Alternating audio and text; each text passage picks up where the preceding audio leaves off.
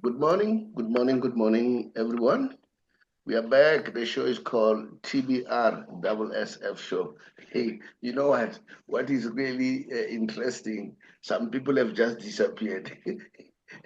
They have just disappeared. I don't see Saddam. I've been looking for him. I don't know whether he's scared or what.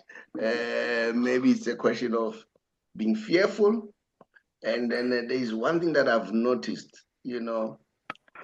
Pirates fans are really supporting Sundowns. And generally, Absolutely. Paris fans, they don't like Chiefs, you know. Yeah, sure. Then I ask But myself, is this a fear of Sundowns? Because at some point I did a show, I said maybe Sundowns need a SO to 11. No more Pirates or Chiefs. I don't know what to take about it. Pete, welcome to the show. Greet the viewers. Let's get going. hi, everybody. Welcome to the show. Yeah, what's the take? Well, it's a big game. It's a really big game. And yeah, I'm sure the Pirates fans will be definitely shouting for Chiefs today. Because basically there is, if I'm correct now, Sundowns are on 51 points at this stage Mm, and Chiefs are on mm, 25 points. mm, Sundowns played 19, Chiefs have played 18.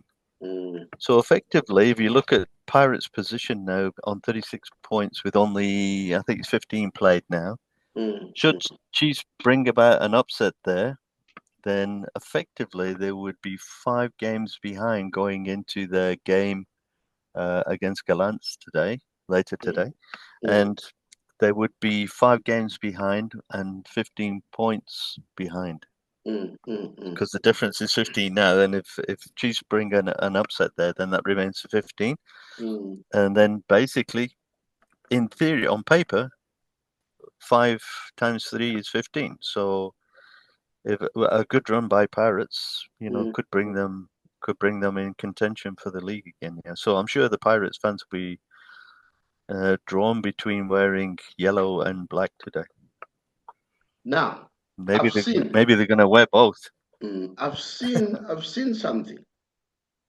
I've seen some people complaining that Sundowns playing CAF and so on, but they are playing every 4 days or every 3 days. Chiefs and Pirates, they rest for 7 days. There was this allegation that before this game, Chiefs have rested. You know. Mm. Now, before I ask, let me ask this question: will Pirates being having backlog of the games, will that work in their advantage? Because backlog of the games does not mean points. Absolutely, absolutely. Yeah, we've seen it in many leagues. It doesn't matter which league you pick there.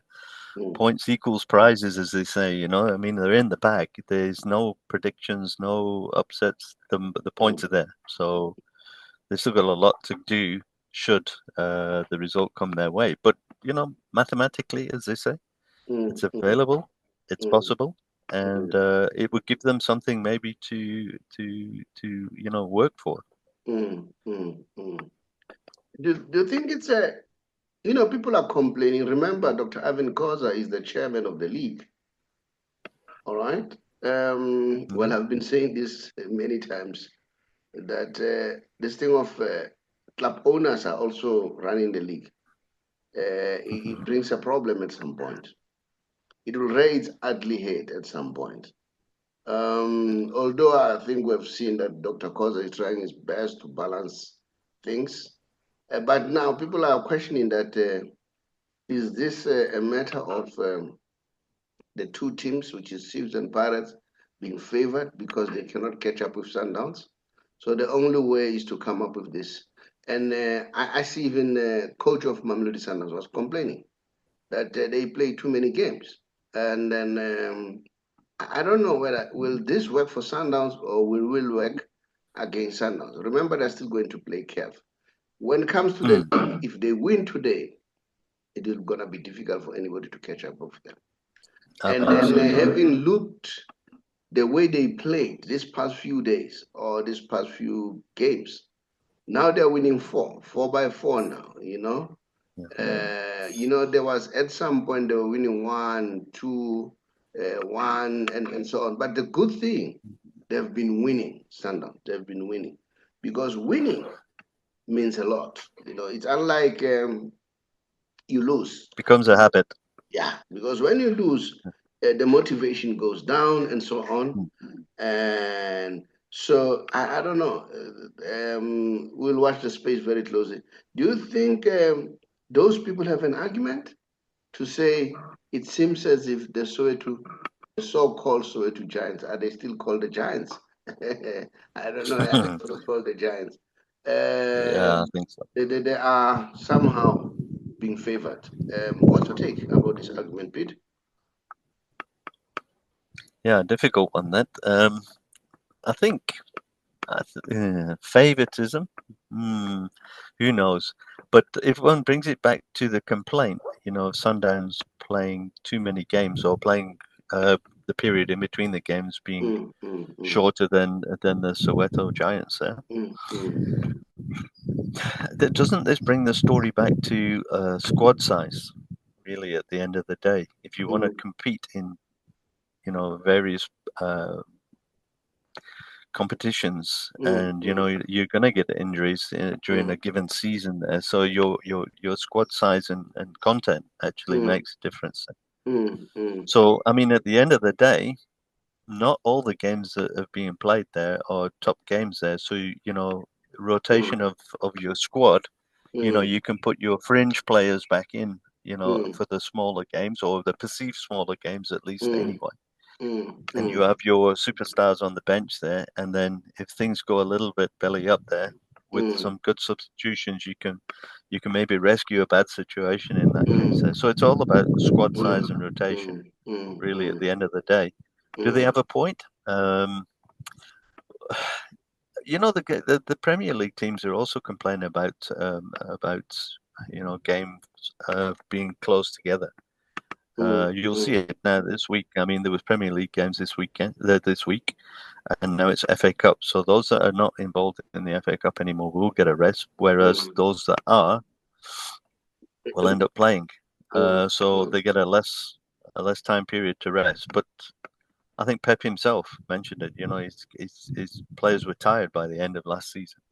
So it's a contentious issue. Whether that's a favoritism being shown to the Soweto guys at this stage, the Soweto teams. I don't think so, personally. But maybe the viewers might have a different views. Yeah, sure. We'll have to look at that, and then we know that Dove is back at Chiefs, and Happy Mashiane has been playing very well. So I don't know whether the coach will continue with Happy Mashiane or will bring Dove due to experience. And then we know that Russian Dudley is also doing well, and then Klele, which is a Chiefs midfielder. Sibongiseni Mthethwa. There's some people complaining about Mart as much as I am. So, but the problem that I have with Mart, he loses so many balls, maybe, but we need to give him the opportunity. And then the Lilepo, who's a striker for Chiefs, is doing well. Pule Modi is on form, which is quite good. And then Tashri Morris also is doing exceptionally well. Well, with Sundowns, the quality is there. You know very well. We know that Kulisa Mdao is back. But,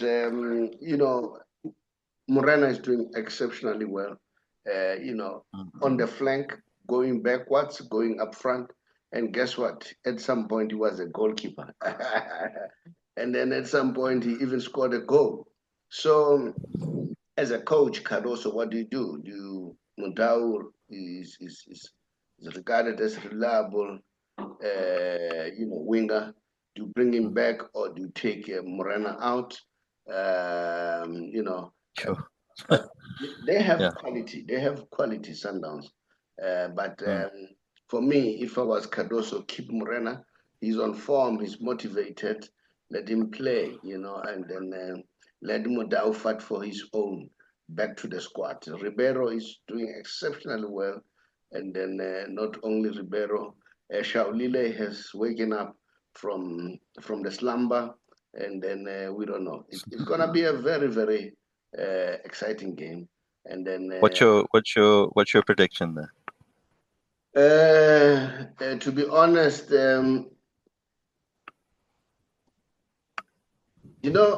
Chiefs may rise to the occasion. May rise to the occasion due to the fact that Chiefs need this win more than anybody else. Chiefs this win. Sundowns, they need to win just to stamp their authority, to show that we are the champions. We might not have the big support as Kaizer Chiefs, but we are the team to be reckoned with. So, that element is an element, but Chiefs need this win. And the rivalry between Chiefs and Pirates, I always tell people that it's big, it has become so fierce as compared to Pirates and Chiefs. Sure. Sundowns and Chiefs, it's so fierce. It goes down even to the officials, the players, and so on. So Chiefs does not want to play a second fiddle. Remember, Chiefs are known to be the champions of the South African football. No one doesn't know Chiefs. Throughout Africa, everybody knows Chiefs. Peter Misiman has been telling us many times that you go anywhere in Africa, everybody knows Chiefs. And then we saw Saudi Arabia yesterday, not long ago, when Pessimita was celebrating, there was one fan with a Chiefs tracksuit. So now Chiefs want to bring that glory back, So it's going to be very, very tough. Prediction here is going to be very difficult. But Sundowns, I think, as far as I'm concerned, they are used to winning. They are used to winning, and I don't think they will let that one off their fingers. They will try by all means that they win this game. And they know very well if they win this game, remember when you want to win the league, these are the games that you win. Win against Chiefs, win against Pirates, the big boys, those who may be a threat. You win against them, then you know that Nana, the league. So for me, Cardoso wants to prove a point. I don't know.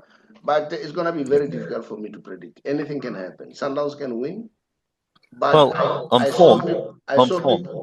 saw people counting 4. Say Chiefs might get 4 or 5. Yeah. I don't know about that one. I'm not so sure about that one either. My prediction? Well, look on the form books. It's got to go to Sundowns, I would say. But in these sort of games, where there's rivalry between the two teams, like you said, it's as intense now as any sort of like Soweto derby game. It's anything can go, eh? Anything can go. Yeah, just bringing that situation back to the Premier League now during the week there when last weekend, when Liverpool beat Man City there. This is a similar game. This is a very similar game. Liverpool actually stamped their authority there, and they just look like champions to me, Liverpool. Yeah. And let's see what happens today with this. Well, it would be very interesting. It would be very interesting based on this result, though. Let's say Chiefs pull it off, and they manage to provide what would be deemed to be an upset at this stage. Then how would Pirates then approach their game against Gallants later in the afternoon? Would that then motivate them to play well? Or if Sundowns go according to form and the beat Chiefs, how would you think that would affect Pirates now? Do you think that would be demotivating for them for their game, or it's big questions? But I think if we bring it back to Sundowns Chiefs, I think like in most of these big games, whoever gets first blood, whoever scores that first goal, generally has a psychological advantage. So I think for me, it's imperative that Chiefs score first if they're going to have any say in this game. But we watch, yeah, and we will see. You said something very important. Chiefs score first. and then and because once they score first, they'll be motivated. Because Chiefs Yeah. defense is very shaky. If they score Chiefs first, that 4-5 that they're talking about, I see it coming. There's a possibility, yeah. I see it coming. So it would be wise for Chiefs to score first. And the young man from Stellenbosch is a machine. The one who has just joined Sundowns. He's a marvel to watch. So it's going to be a humdinger game. We are looking forward I to think it. so. How would you, as coach of Chiefs, approach this game? Would you approach this game playing from the back? Making it solid at the back and in midfield. In other words, I don't want to say park the bus, but with a more cautious approach. What's your take on the approach from a Chiefs perspective? I would say How would you approach it? I would say they should start with parking the bus. Because if Sundowns score first, then they struggle. Yeah. That I would say. I would say park the bus, let Sundowns come to you, absorb the Frustrate pressure, them. absorb the pressure, and then Sundowns because they want to win at all costs. Because I'm saying, whether the league or what, these two teams, it's like Soweto Derby, it's like Man City and Man United. It doesn't matter. Form doesn't matter, but when they play, it's do or die. Yeah. It's like Real Madrid and Barcelona. But let's watch the space. Let's move on to England quickly. I see that Liverpool is running away with the league. Do you think Arsenal will catch up? Nah. There's a thing what we call BMT, and Arsenal don't seem to have the one. Big match temperament. Yeah. It's holding your head when the pressure is on. And there, Arsenal just seem to, when it comes to this really important last part of the season, the last quarter or whatever it is now, Arsenal just don't seem to have it. I mean, if you look at their last results now, I mean, they lost, Liverpool won. Or was it a draw? I can't remember. What was Arsenal's last result? I didn't watch. They lost it. I'm honest, yeah. Yeah, so it's going to be very exciting. Let's go to FA Cup. They lost. I remember now. They lost. If you really look at the league, top of the league last year, there was only Liverpool that actually got points. They beat City, who's in fourth, obviously. So that was there.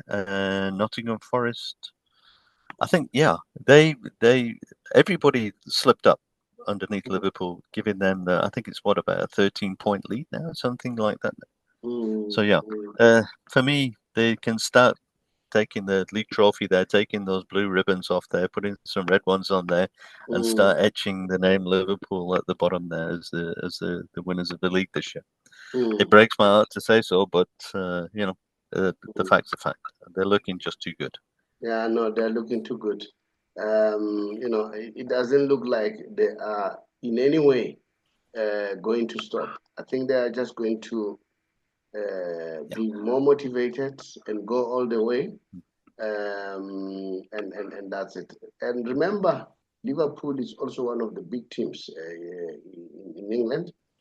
So they want to prove a point that it's not a fluke. Remember, they're not in the Champions League anymore. So that also plays a major role. If you are not in the Champions League, which other big tournament are you playing for? As I speak about the big tournament, FA Cup, just tell us the news about the FA Cup. Well, there was a game last night. Before you tell me, Pete, am I correct to say FA Cup is the oldest tournament in our football? Yeah, no, it is. Or there's any other tournament that is bigger, that is older than that one? In English football, no. This is the one that everybody wants to win, actually. Yeah. And then so in the world? Oof. Now you're asking me a question. Probably because the English league was. Yeah, we will do a follow up on that when we check.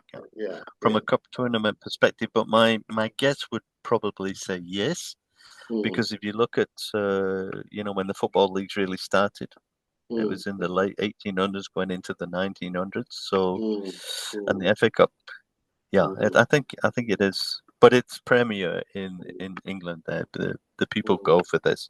Everybody wants it, as opposed to the Carabao Cup, which is the second stream tournament I from a cup remember perspective. in 1978 when television was introduced, because we used to listen on radio. That's right. Yeah. That was the tournament we would watch. And then Sure. with the apartheid regime, they didn't want us to watch football. Now to make sure that we because they wanted to deprive us even culturally, and then Sure. they wanted to make sure that then we were watching English football, and then your Gav Crooks, all those players, and I was young. Oh Yeah. yeah. So yeah, Yeah, maybe it's the oldest, and then also considering the I fact think that so. it's football started in England, so it could Yeah, I be. think look from an English perspective, it's definitely the oldest tournament. Yeah. Mm. I Yeah, can't remember when the Carab, let's check what in used to your be called the League Cup. Yeah, let's check in we your will come back world. and Yeah. we will. Now give us the news. What's happening? Well, there was a game played last night. Aston Villa played Cardiff, and they won 2-0 there. So that went according to form. They will now be in the quarterfinals. This is the round of 16. Today we have Crystal Palace, who's currently 12th, versus Millwall, who's in the Championship there. For me, I think that's going to go to form. I think the Premier League team will take that one. My guess there, it will be 2-0 to Crystal Palace. And then you got a Premier League clash, Bournemouth versus Wolves. So you got Bournemouth, which is playing some good football now at the moment, now in 7th place, versus Wolves that are struggling. I think if they're in 17th spot, so they're just above the relegation zone. But actually coming back a little bit there. So that one I think will be an interesting one. But I think again form. I think you can see Bournemouth will go through there. I think. And then what I think from an absolute interesting perspective, from a Premier League perspective, you're going to have got Newcastle in current 6th place against Brighton 8th place. That one I think is going to be an absolute cracker there, because these teams are both attack forming players. So I think for me that's probably the one to watch. If from a Premier League perspective. Then you've got Preston North End versus Burnley. That's basically a championship clash, which is what used to be the old second division there. I see Burnley actually taking that one. And then you've got my team. Now you got my team, Man City, currently lying 4th against Plymouth. Now, for the viewers that don't remember, or maybe do remember, Plymouth Argyle, who we're playing, actually knocked out Liverpool in the last round. It was a shock 1-0 victory there. They were playing at Plymouth now. This one though is being played at the Etihad Stadium in Manchester, and I think we're probably, because realistically we're out of the Champions League, we're out of the league. Although we're going to be fighting for a top 4 place, we're out of the League Cup now, because the League Cup finals between Newcastle and Liverpool. Yeah, if I remember right.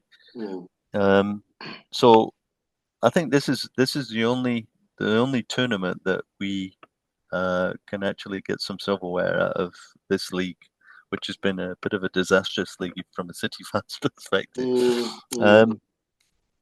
I think City will be too strong for Plymouth there. I've got a predicted score of 3-1, but we'll see. And then tomorrow, you've got Man United versus Fulham. That's a Premier League clash.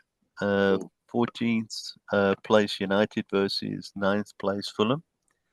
I've got this one as an upset. I know my wife's not going to like that when I tell her that, but being a Manchester United fan, but I've got a funny feeling there's an upset coming there for because Manchester United as holders, if you remember, they beat Man City in the final, and that was against form.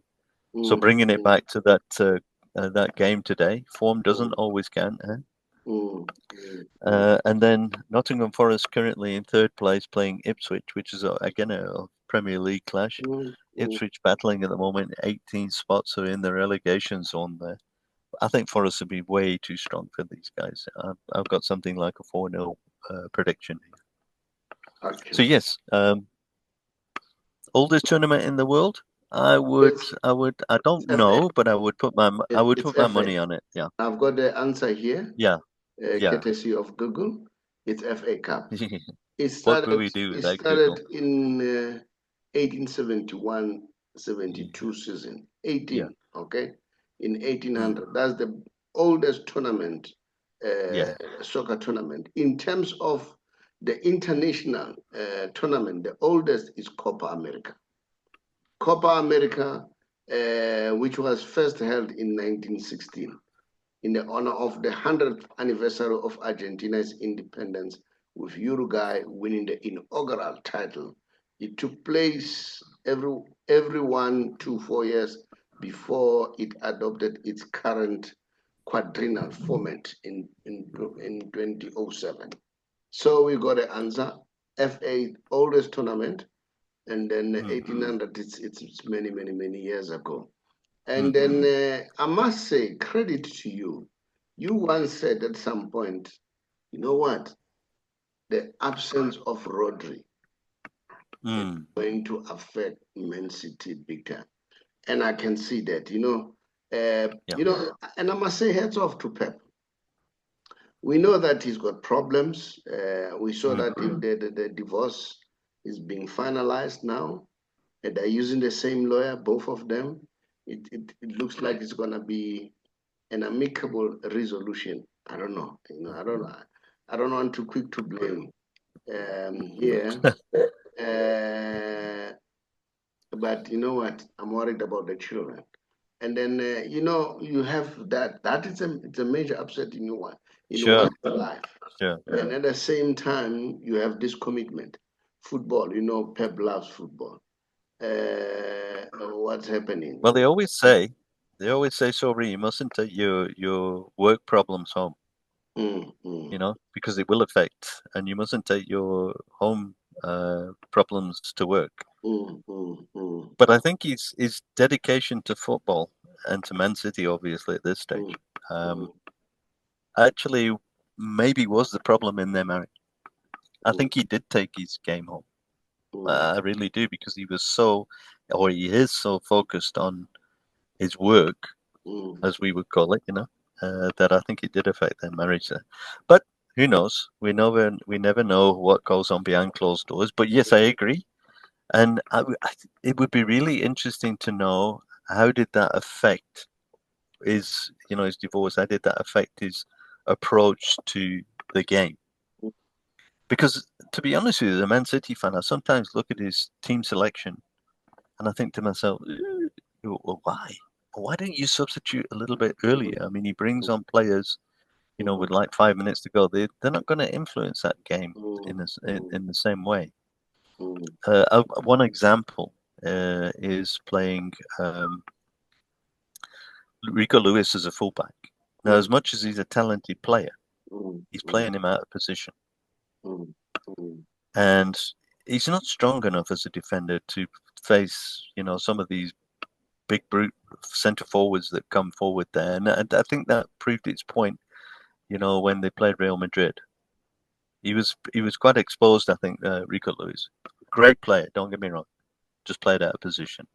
And then why didn't he bring on, the more experienced players to try and make a plan there? Or do you think he, in his mind, as soon as they scored that early goal, it was all over? So rather keep his players that he's got to try and consolidate, top 4 position. One wonders, eh? But you can normally predict what Pep's going to do. And this season, he was a bit unpredictable for me. Yeah. Look. I don't know whether that was anything to that. Look, he's still a fantastic coach. And, with all said and done, we're still in the top 4. Yes, I mean, we're outclassed by Real Madrid. There's no doubt about that. we He's the weren't best. He's the competing this best. year. And I must say heads off to management of City. When a man is facing all this problem, don't also put another problem by putting the knife, the dagger on his back. Be with him, support him. This time, Pep needs support all the way. Sure. He needs support. I don't know whether you know. Messi said he will not retire, having not played again at Camp Nou. But guess what? The news are he will not play while Laporta is still a president. And Laporta apparently he's really yawning, or he's really crying for Messi to come while he's still there. Because I think he has realized that he made a major mistake. And apparently Messi is determined not to play, not to be with him. Remember there was a dinner, according to the news, last year in November. Messi said, as long as Laporta is there, I don't want to share a room with him. Because he felt betrayed big time. So we don't know. We'll watch the space very closely. We know that the fans there, they love him so much, and he loves Barcelona. He still has a house there. He said all the time that his future is with Barcelona City. All right, and then people are speculating that there may be some a big commercial gain here, whereby Beckham may extend. Remember, it's not about extending. It's about Messi deciding whether to extend or not. Extending the contract with them and then release him on loan, just like Beckham himself did it to go to AC and PSG, and then to keep the momentum going in Spain, in Euro, and then come back again, because they want him for the World Cup, the Club World Cup. They want him for the Club World Cup. Not only that, they want him to be fit for the National World Cup. So we don't know what's going to happen. We are watching that space very closely. And I saw him, he was interviewed the day before to say, when he looks at his boy who's 12 years old, he said that was the time when he left to Barcelona. And then now his son, Matteo, has left for 15 to 20 days for a tournament. He said, no, I don't feel well. I said, I don't feel well. This is happening. Then I'm asking myself, how is he going to cope? Although he said he left with the entire family, but the mere fact that he was going to another country to adjust, it was a little bit difficult, and he's worried about his son. I don't know, but he loves that team, and I think one of his wishes is to play for the River Plate somewhere. I don't know whether he's gonna give River Plate exhibition games. And guess what? They are playing Jamaica. They are playing in Jamaica for their next round of the CONCACAF. The tickets were sold within an hour, sold out, 35-seater. And then they said that team that they were playing, they normally play in a 3,000-seater. Because they know that they were going to play Inter Miami, they then went to the National Stadium, which in Jamaica. Remember, Jamaica, the biggest sport there is athletic. So they went there. They said they took it there within less than an hour, sold out. So yeah, he's a game changer. Oh, for sure. The face of football's changing though, internationally, don't you think? I think it was David Beckham that said. He said, "America will win the World Cup." So I don't know what your take on that one, but it's coming up, eh? The American football is coming up, and there's players playing in the Premier League and other leagues. So what maybe that's another discussion point that we can talk about when the internationals start to raise the fixtures start to come through there. On who do we see as up and coming international sides that are actually going to challenge? You know what Yeah. worries me, Pete? It's a player like Neymar, very talented. He hasn't won a major title. Copa, World Cup, Club World Cup. Has he won the Club World Cup when he was with Barcelona? I'm not sure about that. He Not hasn't sure. won a Ballon d'Or, top goal scorer, and then I would wish them to win the World Cup. But with the squad of Brazil now, have you seen the Brazilian squad? It's not promising. Neymar himself is not promising. He's looked like he's injury prone. I'm a little bit worried, but it saddened me to see such a talent retire without a major title Sure. in his name. So, yeah, that's my worry. When is the World Cup now? Is it next year? I think 2026? it's next year. 2026. Yeah. 2026. We'll see. We'll It's watch going the to be space. an interesting one. I will watch the space very closely and see. Pete, we'll see. We wish good. Well, it would be nice for England to win, man. They started football to win the World Yeah. Cup. Well, But they got a German coach now. Let's see. Let's see what happens now. they don't look like they'll win very soon, But you know what? So those You are never things know. those are things that worries. Like you talk about USA, those are things that are worrying. That big teams end up not going any far. Pete, thank you so much. And then much appreciated. Thanks, Saubrey. Thanks, And viewers. then we are looking forward. Remember, we had a power outage for 50 hours, more than 50 Yeah, hours. sure. Thank you so much, Pete. Much appreciated. Thank you. Cheers, Saubrey. Cheers, viewers. Bye. Hi, everyone. I'm sure you are already in the year 2025, and then you are asking yourself, what are you going to do? Some of you have been working for many years, and then now you are contemplating of either resigning or going on retirement. And it looks scary. You're not sure what are you going to do, how are you going to survive, you're worried about your pension, and so on and so on. Especially if you're a GPF member at the age of 55 and above, and you are in those situations.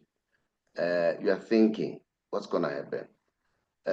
Remember, the most important thing, you need to think about how can you save the little that you have, in terms of how do you avoid penalties. Because when you retire earlier than 60, you'll be penalized. How can you avoid that? Not to be penalized, not even a cent. You also want to make sure that you maximize in terms of the taxation. But get me right, tax applies to everyone. But you want to make sure that you are tax as little as you can. And you want to do all those things. You need somebody who's skilled, somebody who's trained to deal with finance, because tax avoidance is allowed. Because when you avoid tax, you use the tax law. Now, if you want to do that, to make sure that you save as much as you can, don't hesitate. Contact us, TBR Solution, or the Big R Financial Services, an authorized financial service provider. And then just say, please, I want you to assist me. I want to go out. So come and share knowledge with me. Now, no obligation. You don't have to make any obligation. Just listen to the facts. After listening to the facts, make a decision. Can listen to us, can listen to others, then so that you're exposed to various information, so that when you make a decision, it's an informed decision. Now, my name is the Saubrey Boyz Walefatshe from TBR Solution. Here I'm representing the Big R Financial Services, an authorized financial service provider. If you want to know how to get hold of us, just look at the WhatsApp number, drop us your contact via WhatsApp. We'll therefore come back to you. I thank you.